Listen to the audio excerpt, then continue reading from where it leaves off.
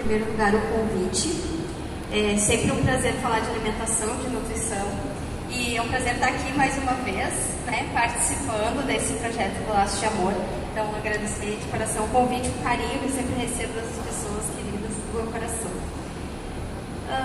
Então, né, eu sou nutricionista, formada há 13 anos já, e trouxe algumas questões pontuais para a gente conversar sobre alimentação, nutrição e câncer. Então, a primeira pergunta que a gente se faz é: será que tem como prevenir? Será que o câncer tem prevenção? E o INCA, né, o Instituto Nacional do Câncer, nos diz que 30% dos casos de câncer são, sim, evitáveis com estilo de vida saudável, como o doutor já bem colocou antes, né? Manutenção de um peso adequado, uma alimentação saudável, atividade física, não fumar, não usar excesso de bebida alcoólica. Então, fatores básicos, né? Ele falou da robótica, achei super interessante. Cada vez a tecnologia está aí mais presente, tanto no diagnóstico quanto no tratamento. Mas tem coisas que a tecnologia ainda não pode fazer por nós, que são as nossas escolhas diárias, né? Café, almoço e janta. Escolhas básicas que nós temos que repensar e temos que conversar. Ainda hoje eu falava lá no grupo, né? Que se um ser humano, se fosse assim, se fosse fácil, né? A gente falaria para o nosso filho: não bota a toalha molhada em cima da cama. Falaria uma vez e estava resolvido para sempre. E a gente sabe que não é assim. Então, talvez algumas coisas vão ser repetitivas, mas a gente precisa, o ser humano precisa reforçar, e muitas vezes o óbvio também precisa ser dito. Tivemos na semana passada uma reunião no Conselho Municipal de Saúde, do qual faço parte, e nós conversávamos lá sobre a questão dos recursos, do planejamento, né, dos próximos anos. E aí me chamou a atenção uma parte desse planejamento dos recursos direcionados para as maiores causas de morte aqui em Taquara. E o câncer está entre essas 4 principais causas. É o câncer, o diabetes, as doenças respiratórias e doenças circulatórias, infartos, AVCs, enfim. Então, 4 causas principais de morte aqui, e não só aqui, isso é a nível mundial, né? E são doenças que são sim relacionadas com o nosso estilo de vida e com as nossas escolhas diárias. Pode passar, por gentileza. E aí, a teoria que a gente tem hoje na nutrição mais aceita em relação à causa do câncer é essa, a teoria do estresse oxidativo. O que é isso, estresse oxidativo? Nós ouvimos tanto hoje falar de estresse, né? Estresse oxidativo é quando as nossas células ficam estressadas, ficam danificadas por excesso de produção de radicais livres. O que são os radicais livres? São moléculas desequilibradas, né, lá na sua última camada do elétron, e por onde elas passam, elas vão causando lesão. E o excesso de produção desses radicais livres causam dano ao nosso DNA. Pode passar, eu acho que eu tenho um esquema no próximo slide. Isso. Então, quais são, o que gera radical livre? Alguém já ouviu falar em radical livre? Já? O que gera radical livre no nosso organismo?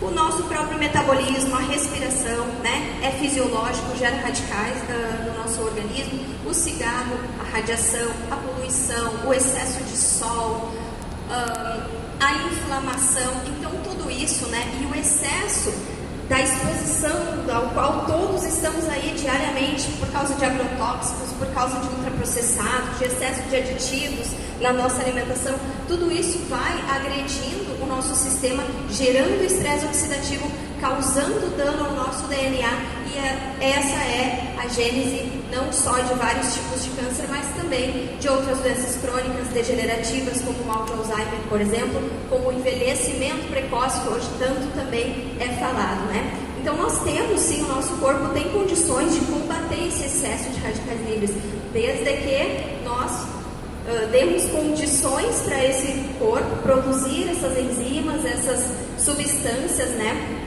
que vão lá e vão combater e neutralizar esse dano, neutralizar esse excesso de radicais livres. Pode passar? A gente tem uma ciência chamada epigenética, que é muito interessante e que estuda a maneira pelo qual o ambiente externo controla os nossos genes. É por isso que muitas vezes nós temos uma predisposição genética para determinada doença e não desenvolvemos essa doença. Geralmente o que nós chamamos de histórico familiar não é uma condenação que a minha mãe teve, a minha avó teve, eu vou ter. o mesmo problema. Não, ninguém é condenado por causa da sua hereditariedade.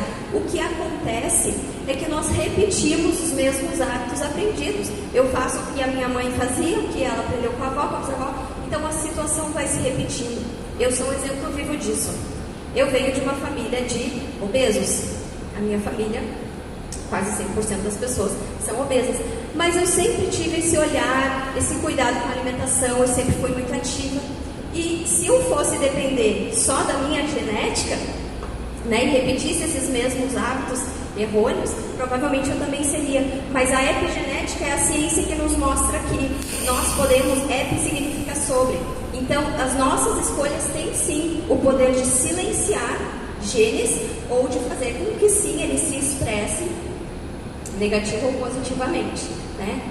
Pode passar?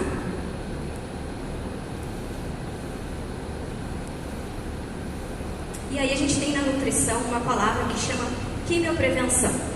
Eu sempre gostei bastante desse assunto. O tema do meu trabalho de conclusão da faculdade foi sobre isso, foi o uso do chá verde em diversos tipos de câncer. Então, desde aquela época já existiam muitos e muitos artigos científicos mostrando, né, que esses polifenóis presentes no chá verde, eles atuam tanto na prevenção quanto ali no desenvolvimento, diversos estágios do câncer, com usos bem positivos. Hoje eu uso bastante chá verde, distribuo aqui, algumas pessoas já receberam, já ganharam, né, para cultivar em casa, a kombucha, que é aquela figurinha ali embaixo, que é o chá verde fermentado com uma colônia de bactérias e leveduras que torna esse chá extremamente probiótico e benéfico, cheio de substâncias anti-inflamatórias, cheio de substâncias antioxidantes e cheio de substâncias que vão modular a nossa flora intestinal, a nossa microbiota intestinal, que é outra situação, outro órgão virtual, tem sido chamado assim, né, pela ciência, descoberto recentemente, uma série de benefícios que a nossa microbiota tem na nossa saúde, inclusive na manutenção do peso. E a outra figurinha, que é a das flores, pode voltar um. A outra figurinha, só para não esquecer de falar, né? A minha dissertação de mestrado foi sobre flores comestíveis e no Brasil a gente não tem muita informação sobre isso, mas existe muito estudo publicado em inglês, quantificando, caracterizando, identificando esses polifenóis com ações específicas em diversos órgãos do nosso organismo. Mas o que é comum para todas as flores, as comestíveis, né? Não saiam comendo qualquer flor, mas existem sim muitas flores que são comestíveis e esses pigmentos lindos, coloridos das flores é que fazem essa ação extra de proteção ao nosso DNA, de proteção anti-inflamatória, de antioxidação. Isso é comum em todas as flores. Mas, como é um conhecimento ainda restrito, a questão do uso das flores comestíveis, se nós fizermos no nosso dia a dia um prato colorido, e isso é a recomendação que vocês sempre ouviram dos profissionais de saúde, prato colorido, comer vegetais, comer verduras, pratão de salada, pão e fruta, é ou não? Então, mesmo utilizando os alimentos convencionais, se nós fizermos um prato colorido, nós estamos sim garantindo esses antioxidantes que não são nutrientes, não são vitaminas, minerais, não são indispensáveis à saúde, mas conferem esse benefício extra na inflamação e na antioxidação das nossas células. Agora sim, pode passar. Então eu trouxe uma listinha aqui dos alimentos mais relacionados com o câncer. E a música de abertura não foi escolhida ao acaso, né? Churrasco, bom chimarrão, fôndego não. Mas trago sim. E mulher também não, né? Faz assim, churrasco é relacionado com o câncer. Primeiro em questão da fumaça, né? Que tem aqueles compostos de carbono que são tóxicos, isso eu já reconhecido há bastante tempo. Aquela gordura, quando vai ao fogo ali na churrasqueira, alta temperatura, ela se degrada em acroleína, que é uma das substâncias mais carcinogênicas que nós conhecemos. Então, quanto mais gorda a carne, quanto mais gordurosa, quanto maior a camada, a capa de gordura, maior o risco, maior a presença de dioxina também, que é outra substância altamente cancerígena. Chimarrão, pela questão do câncer esofágico, né? Esses dias a gente estava fazendo um chimarrão, eu e o Cleiton, e eu derramei a água da térmica na mão e queimei a mão. E eu comentei com ele, como é que pode, né? A gente queima a mão e não queima a garganta. É porque a gente está acostumado a tomar chimarrão nessa temperatura. Porque vai, né? O nosso organismo, ele se adapta. Mas pode sim a água muito quente, é ou não, doutor Henrique? Lesionar o nosso esôfago, e isso pode virar uma lesão maligna, evoluir, né, para um câncer. Enfim, pode passar? A Organização Mundial da Saúde, já em 2015, classificou as carnes processadas como causadoras de câncer. Colocou as carnes processadas, embutidos, linguiça, salame, hambúrguer, tudo isso no grupo 1A de fatores de risco para o câncer, ou seja, não existe dúvida, causam câncer tanto quanto o cigarro, a fumaça de óleo diesel e o amianto, certo? Em função de todos os nitritos, nitratos, conservantes, aditivos e pela própria questão do processamento desses alimentos. Pode passar.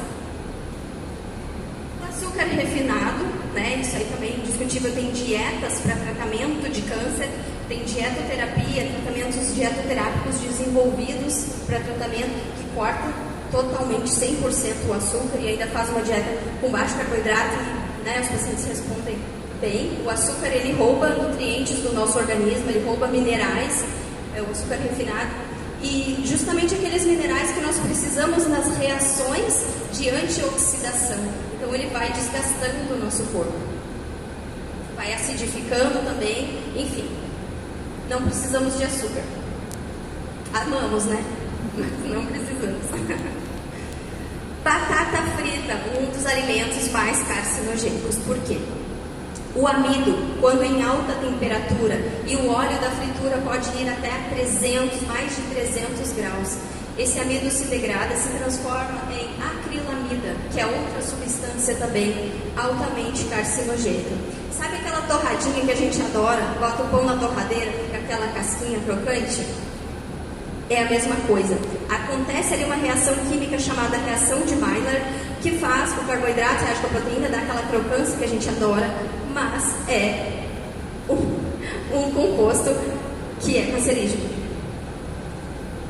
Laticínios, mais uma coisa também, assim, com muita evidência científica. Eu sempre trago aquela recomendação de referência científica, que é de uma pesquisa de mais de 20 anos acadêmica, do pós-doutorado da Sônia Felipe, que fala e desmistifica todas as questões do leite bovino, porque nós somos muito, né, consumimos em excesso, e o leite está sim associado ao surgimento especialmente de câncer de mama e de próstata. Por quê? Porque o leite é um líquido hormonal. O leite de vaca serve para transformar um bezerrinho de 50 quilos em um animal de meia tonelada no menor tempo possível, e isso acontece mediante a ação de hormônios do crescimento, entre eles o IGF-1. Sem o IGF-1 não tem câncer. Então essa ação hormonal faz com que as células malignas se multipliquem de forma acelerada. Aí eu coloquei ali alguns dados retirados da internet, né, da Sociedade Vegetariana Brasileira. Pode passar.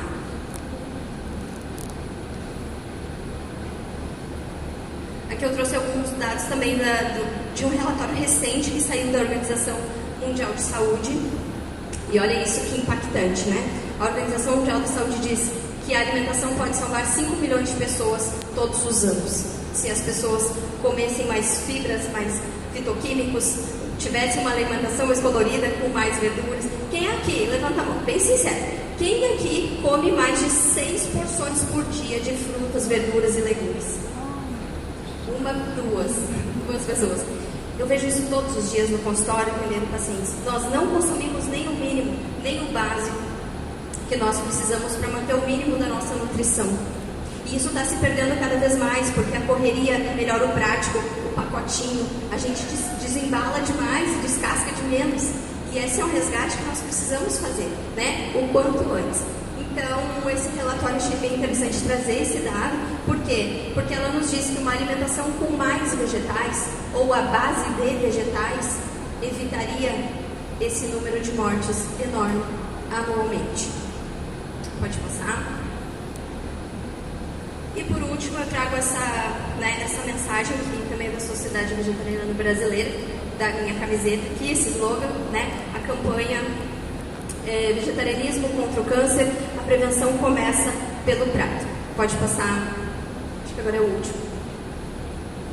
Isso. Então, assim, essas campanhas, né, são extremamente importantes. Outubro Rosa, Novembro Azul, para conscientização, como o doutor falou, conscientizar as pessoas para detecção e diagnóstico, porque esses exames, mamografias, detecção é diagnóstico.